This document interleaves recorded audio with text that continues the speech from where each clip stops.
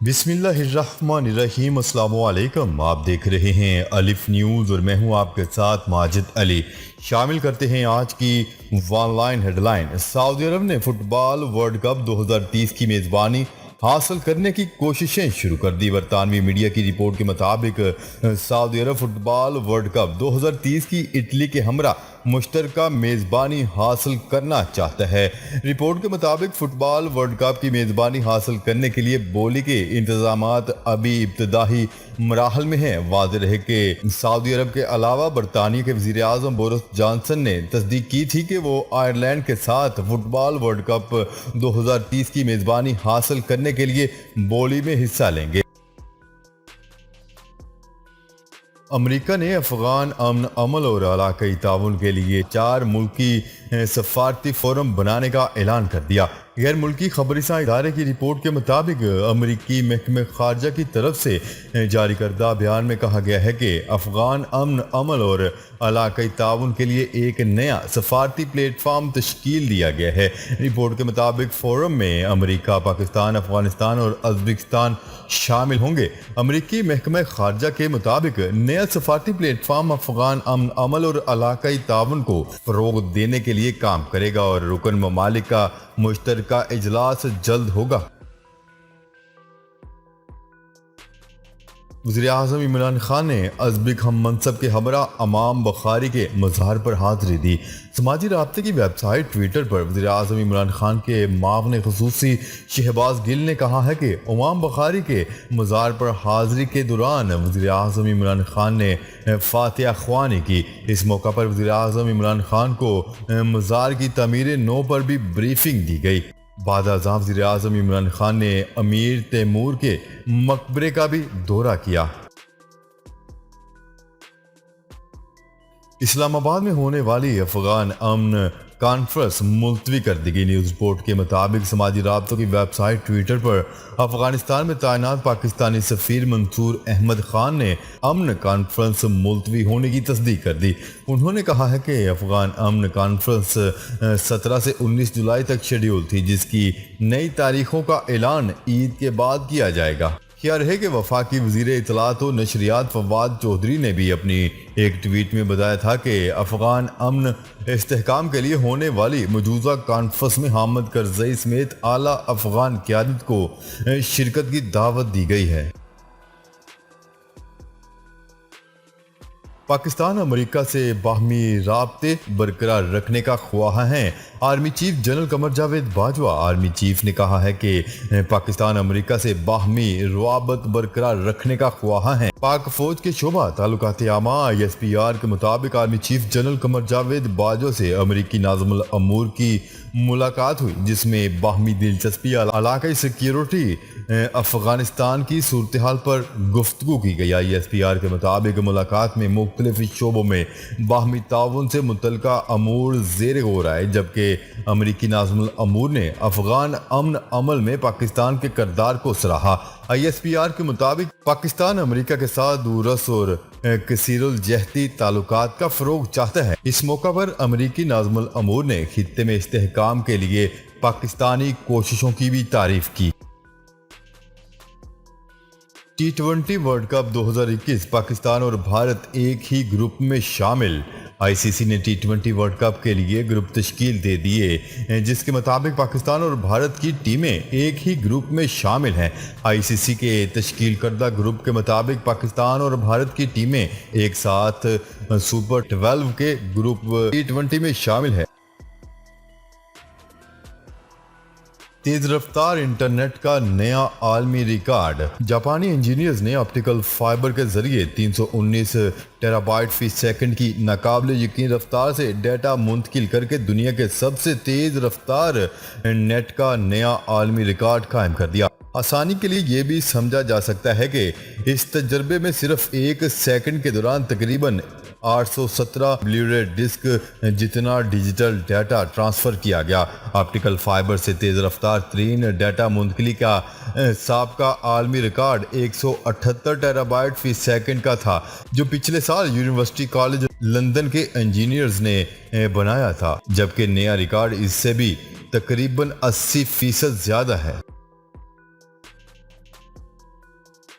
متحدہ عرب امارات کے صدر مقام ابوظہبی میں 19 جولائی سے رات کا لاک ڈاؤن ہوگا۔ ابوظہبی میں کورونا کے پھیلاؤ کی روک تھام کے لیے 19 جولائی سے جراثیم کش سپرے ہوگا۔ اس حوالے سے رات 12 بجے سے صبح 5 بجے تک شہریوں کو گھروں میں رہنے کی ہدایات کی گئی ہیں۔ اماراتی حکام کا کہنا ہے کہ کھانے پینے اور دیگر ضروری اشیاء کی خریداری کے لیے گھر سے باہر آنے کی اجازت ہوگی۔ حکام کے مطابق جراثیم کش سپرے مہم کے دوران گھر سے باہر نکلنے کے لیے اجازت نامہ لینا ہوگا۔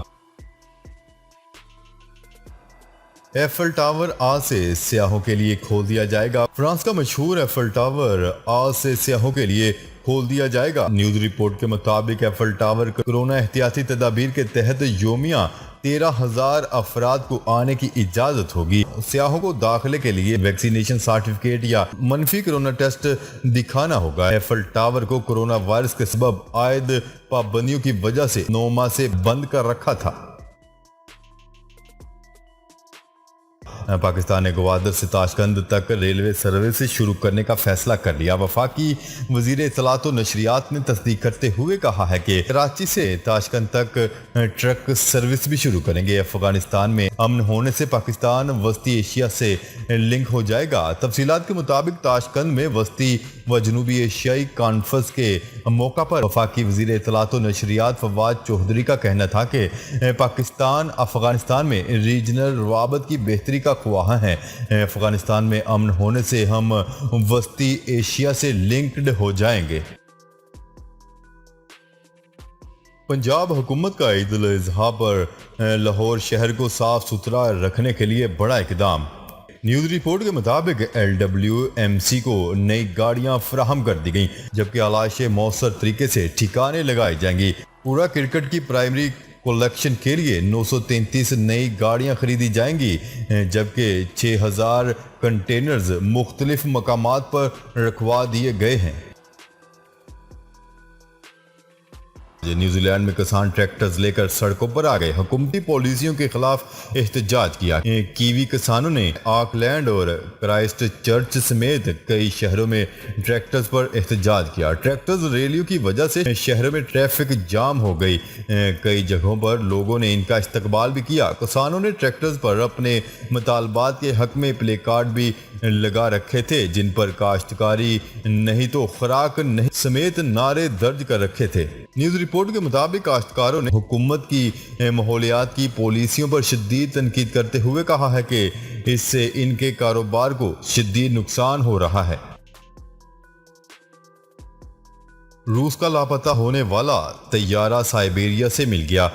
روس کا لاپتہ ہونے والا طیارہ سائبیریا کے علاقے سے مل گیا، تمام 18 افراد زندہ ہیں۔ فرانسیسی خبررساں ادارے AFP کی رپورٹ کے مطابق روسی ایوییشن ایجنسی کا کہنا ہے کہ طیارے میں سوار تمام 18 افراد زندہ بچ گئے ہیں۔ اس سے قبل خبریں سامنے آ رہی تھی کہ روس کا مسافر طیارہ سائبیریا میں لاپتہ ہو گیا ہے، جبکہ طیارے میں 17 افراد سوار تھے۔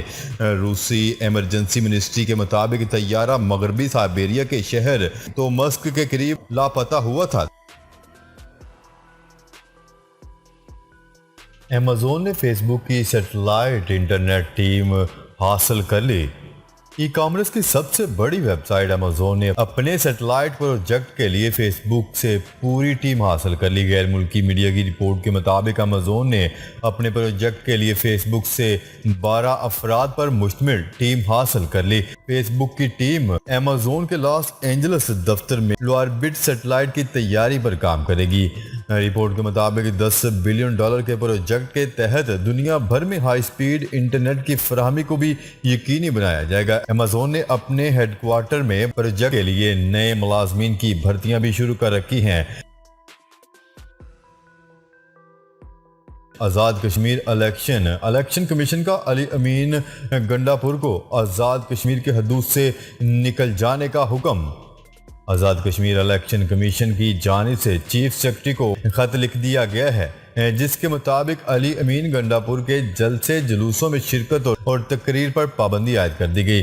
خط میں لکھا گیا ہے کہ وفاقی وزیر کی آزاد کشمیر میں تقریر سے امن و امان کا مسئلہ پیدا ہو رہا ہے۔ آزاد کشمیر الیکشن کمیشن کا کہنا ہے کہ ضابطہ اخلاق کی خلاف ورزیوں پر پی ٹی آئی کے امیدواروں کے خلاف کارروائی عمل میں لائی جا رہی ہے۔ الیکشن کمیشن کی جانب سے چیف سیکرٹری کو حکم دیا گیا ہے کہ الیکشن کمیشن کی ہدایت پر فوری عمل درآمد کر کے رپورٹ پیش کی جائے۔